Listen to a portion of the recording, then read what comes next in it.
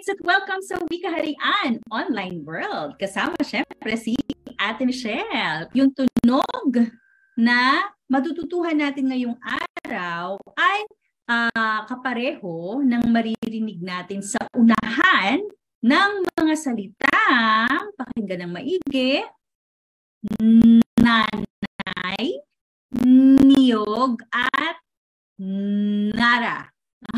Ulitin nga natin. Nanay, niyog, nara. Narinig niyo ba kung ano yung simulang tunog ng mga salitang binanggit ko? Ayan, kung narinig niyo ang tunog na tama kayo. Yan nga ang tunog na pag-aaralan natin ngayon. Ang okay? Sige, sabayan nyo nga ulit ako sa pagsasabi ng tunog na ito.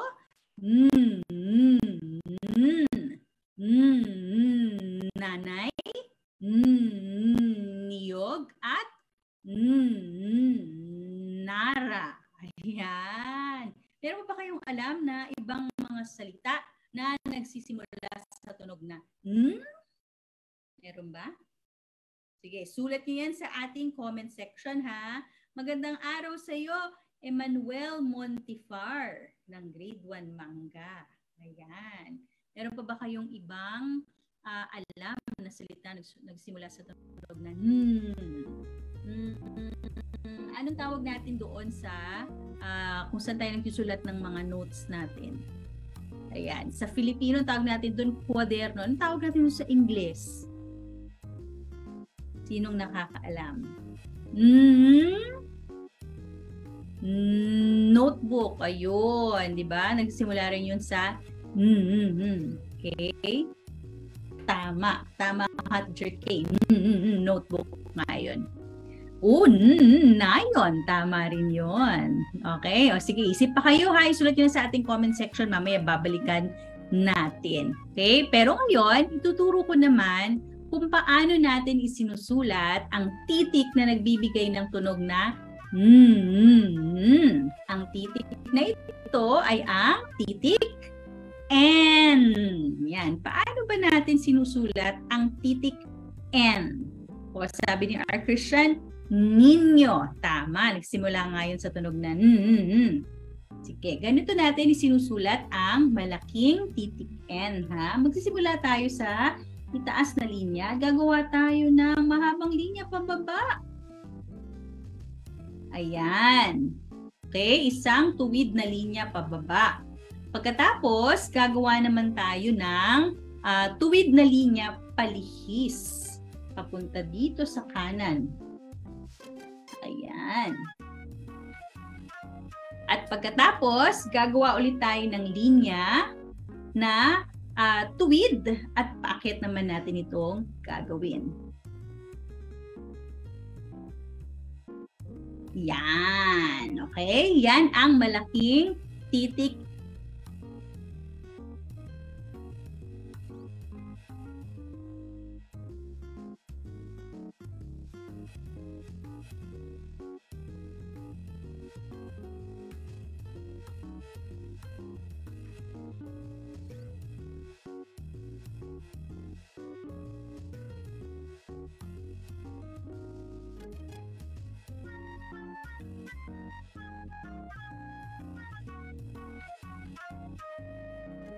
N. Sisimula tayo ng titik N. Ito ay may tunog na Okay? At dahil alam na natin kung paano isulat ang titik na ito sa tunog na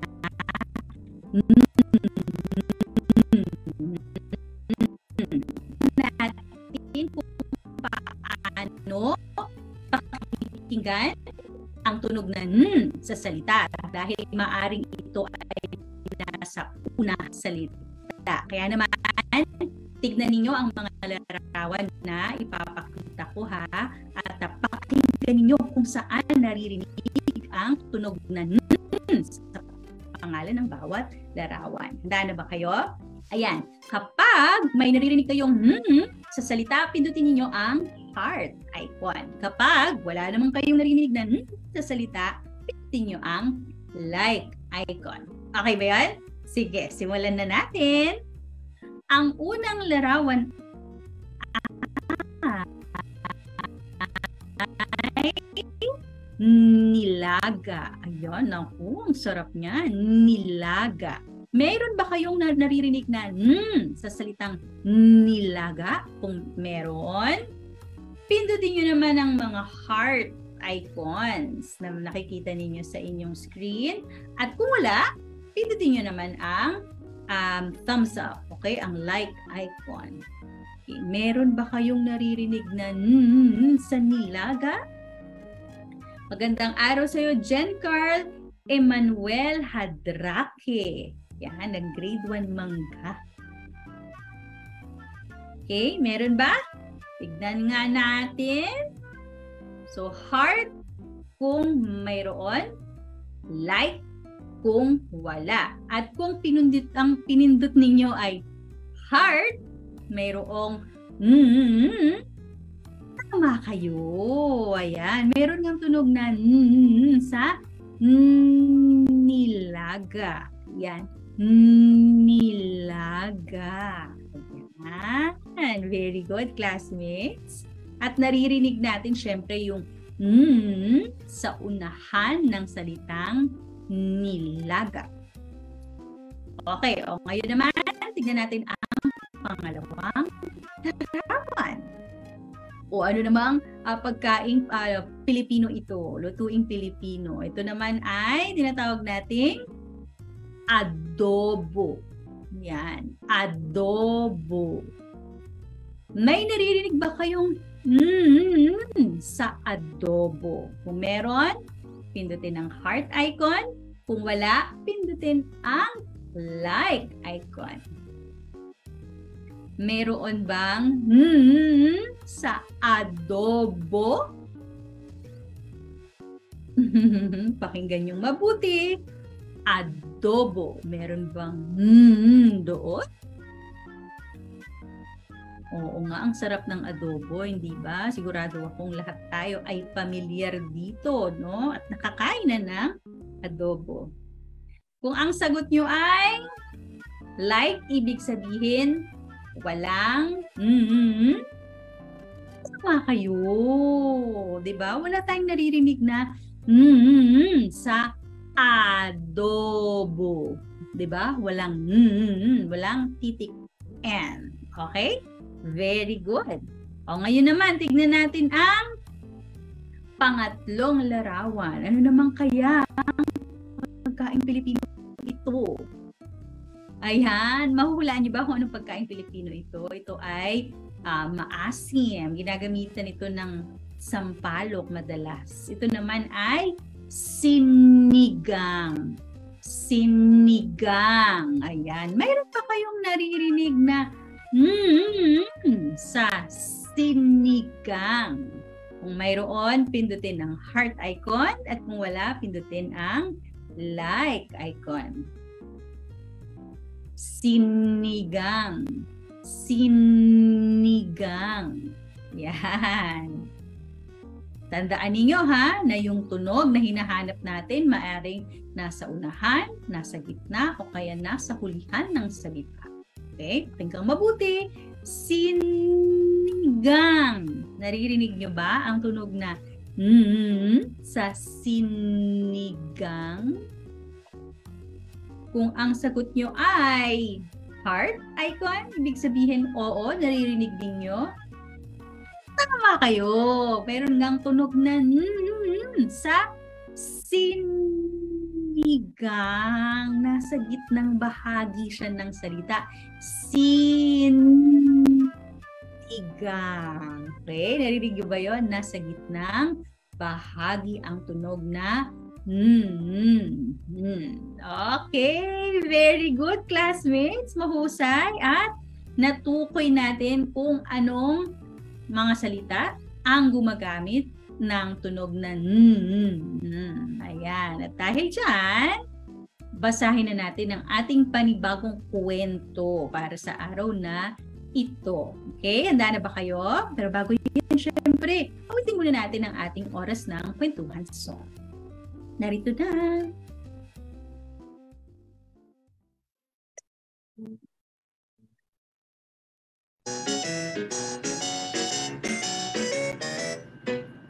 Oras na ng kwentuhan.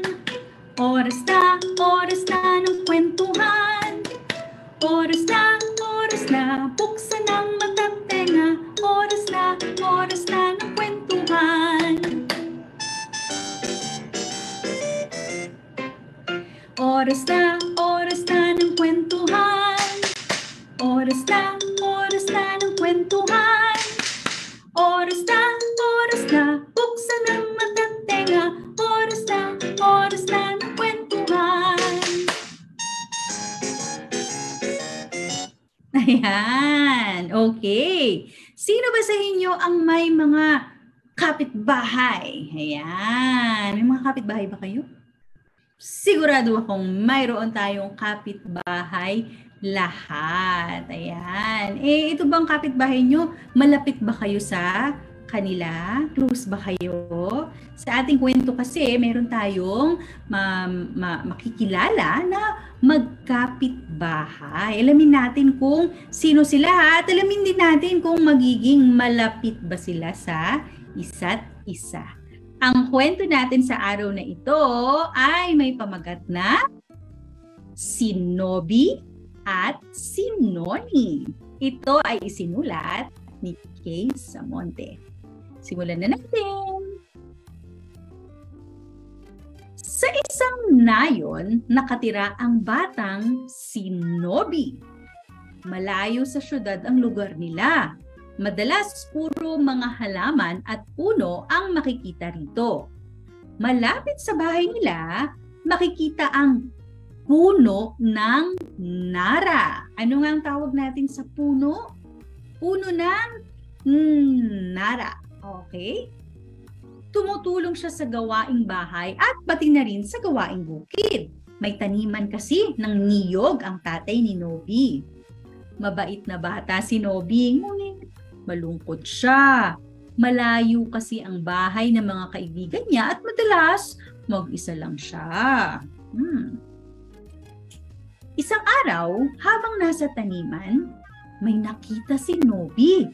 Isang maliit na lalaki na may makulay na damit at may patulis na sombrero. Sino kaya ito? Nagpakilala sa kanya ito. Oh, si Noni Nuno. At ako'y nangangailangan ng tulong mo. Naliligaw ata ako. Ang sabi niya. Ipinaliwanag ni Noni Nuno na ilang araw na niyang hinahanap ang buto na kanyang binaon sa lupa. Maaari din ba akong humingi ng makakain? Ako'y napagod kakalakad sa inyong malaking lupain. Pakiusap niya kay Nobby. Siyempre, hindi nagdalawang isip si Nobby at tinulungan si Noni. Nay, may kaibigan akong kasama. Noni Nuno ang pangalan niya. Binigyan si Noni Nuno ng makakain pati ng inumin. Maraming salamat aking mga kaibigan. Hindi ko kayo malilimutan. Yan ang sabi ni Noni Nuno. Uuwi na, nakita ni Noni Nuno ang malaking puno ng nara. At ang sabi niya, sa wakas, ito'y nahanap ko rin. Tuwang-tuwa si Noni Nuno. Hindi niya akalain na napakataas at napakalaki na ng butong kanyang itinanim. Hinahanap niya pala ang buto ng nara na binigay ng kanyang tatay. Itatanim niya kasi ito para maging bahay niya. At simula noon, hindi na naging malungkot si Nobby dahil sa bago niyang kapitbahay at kaibigan. Walang iba kung hindi si Noni Nuno. At dyan nagtatapos ang kwentong si Nobby at si Noni.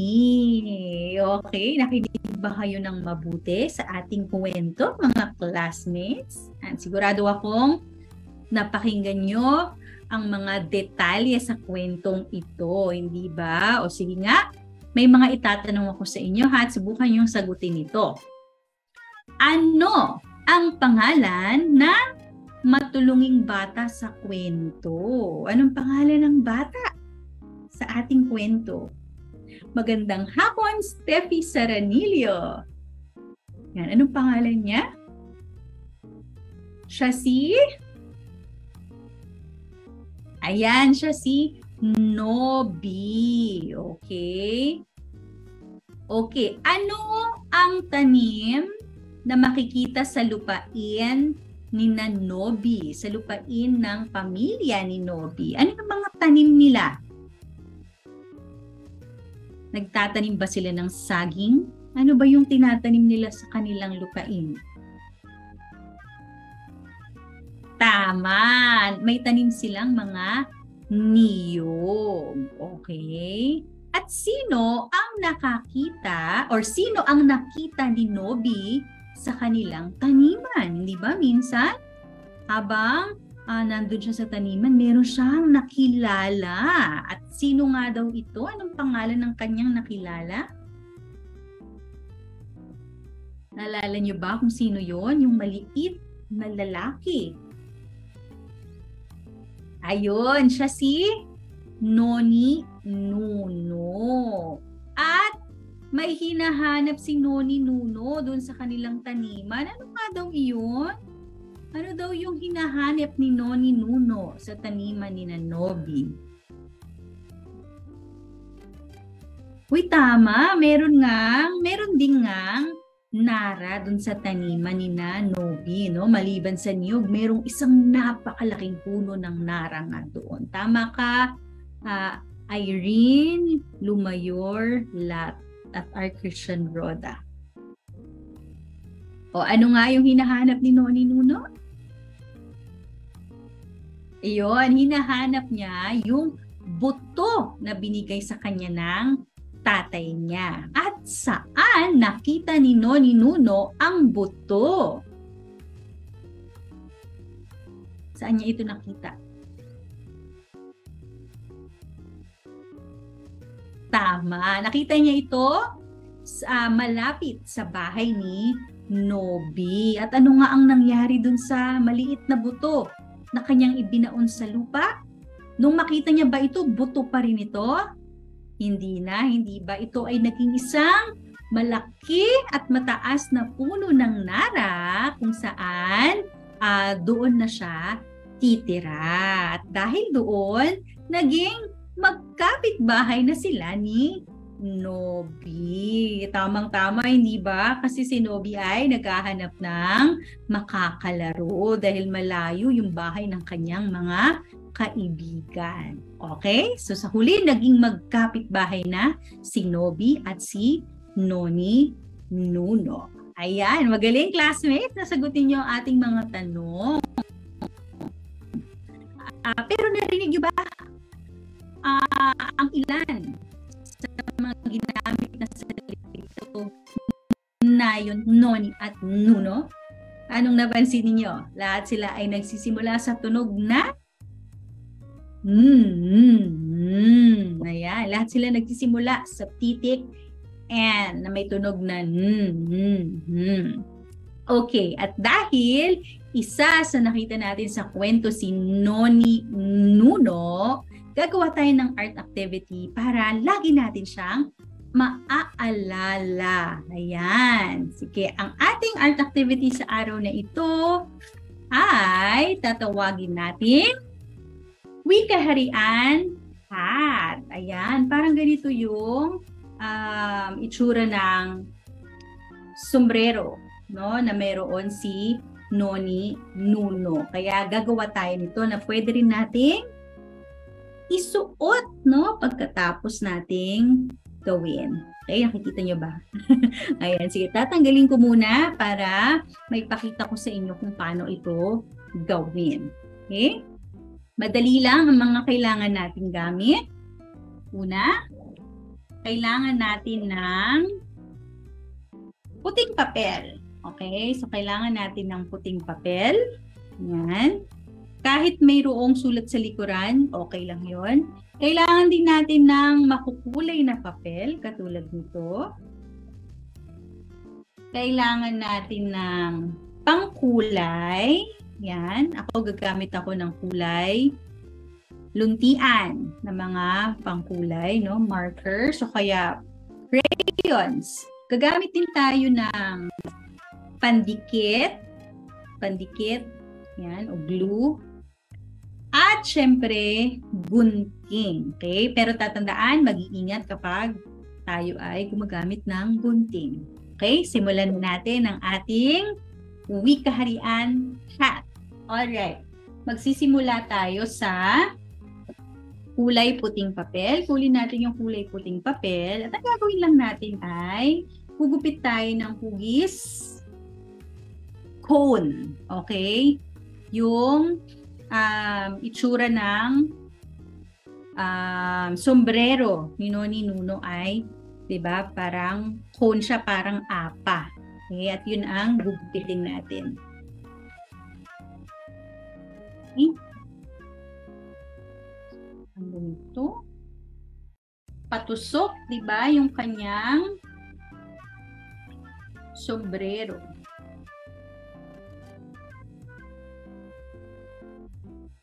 Yan. Okay, tabi natin yung sobra.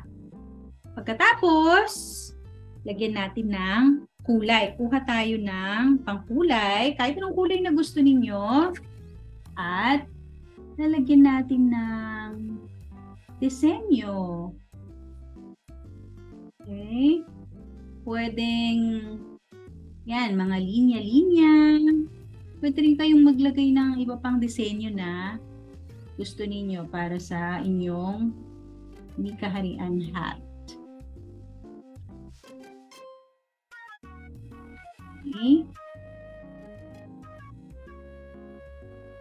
Pagkatapos, kukulayan lang natin yung loob. Yan. Kung gusto niyo gumamit ng ibang kulay na pangkukulay natin sa loob, okay lang din yun. Yan. Kung wala naman kayong pangkulay, gusto niyo dikitan na lang ng makulay na papel. Pwede rin gawin yan.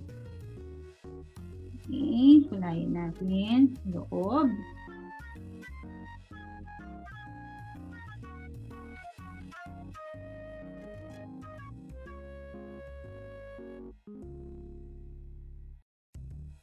Yan. Tatlong bahagi pa.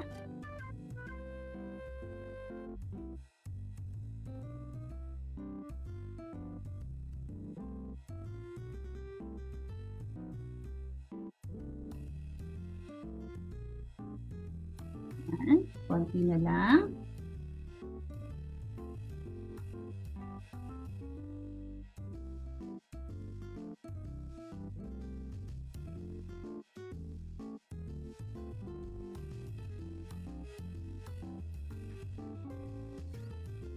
Okay, at isa na lang.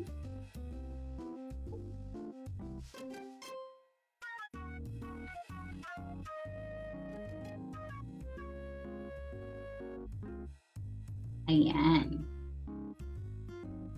Silang natin hanggang sa dulo.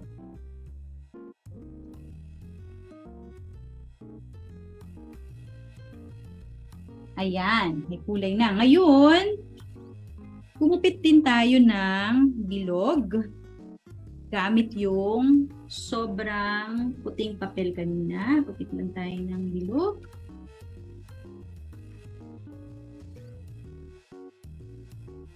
Pagkatapos ay ididikit natin dito sa itaas na bahagi.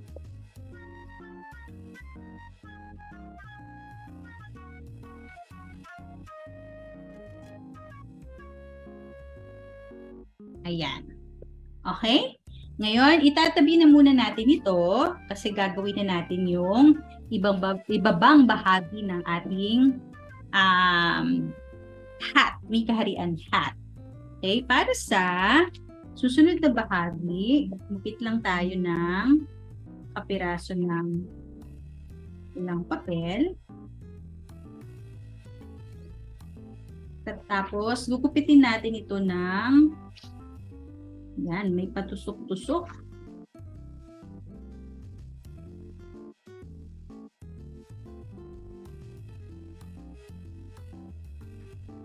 Okay. Tapos, sukatin natin dito. Yan. Siya naman siya. Iwasan lang natin. Grabe lang gilid.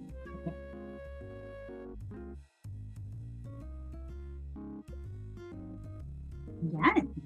Ngayon, ididikit naman natin ito.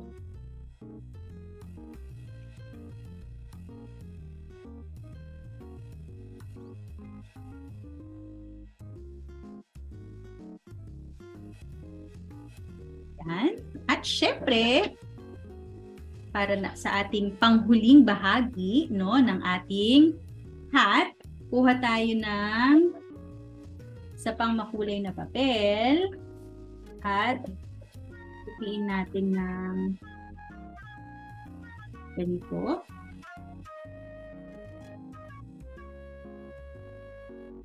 Ha?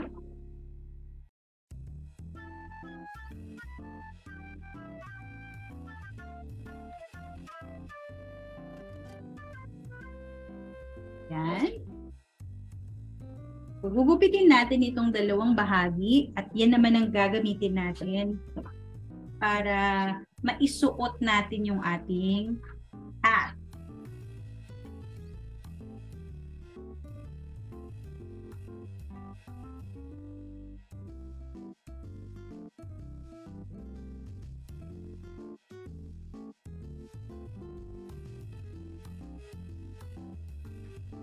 Okay. At dito natin siya ididikit sa likurang bahagi ng ating ginawang hat. Yan. Dito natin siya ididikit. Ganito. Okay? Kita nyo ba? Sige, dikit na natin.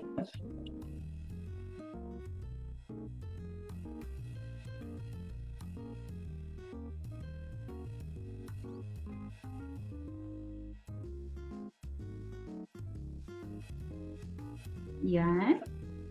At pagkatapos, ayan, isukat ninyo sa inyong ulo kung kasya. At kung kasya na, pwede nyo nang pagdikitin yung likurang bahagi ng inyong sombrero o ng inyong hat. At pwede nyo na itong isuot katulad nito. Ayan. Yan, nakikita nyo pa ba? Ayan. So, nakagawa na tayo ng ating wikaharian hat. Okay? Tapos na rin ba kayo? Kung tapos na kayo, yan, pwede nyo yang kuhaan ng litrato at pwede nyo yang isend sa amin para makita namin kung anong disenyo naman ang ginawa ninyo para sa inyong mga wikaharian.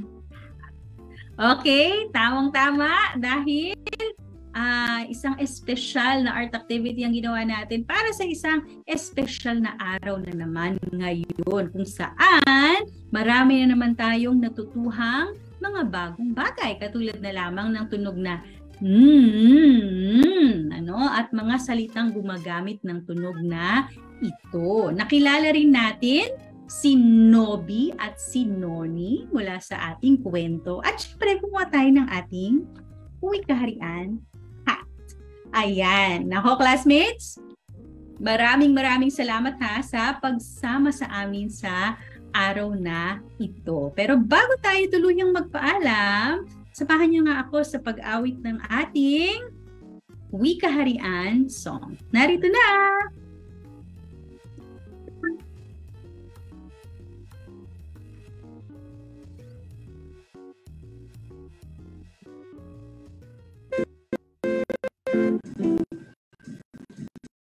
Nagsimula ang lahat sa mga titik.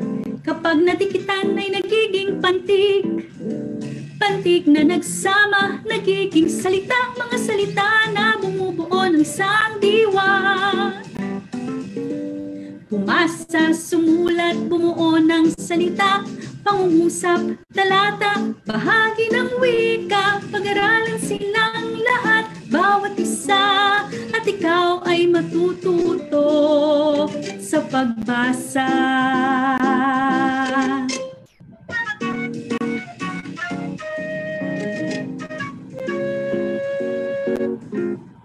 Maraming salamat mga classmates. Magkita-kita ulit tayo sa susunod.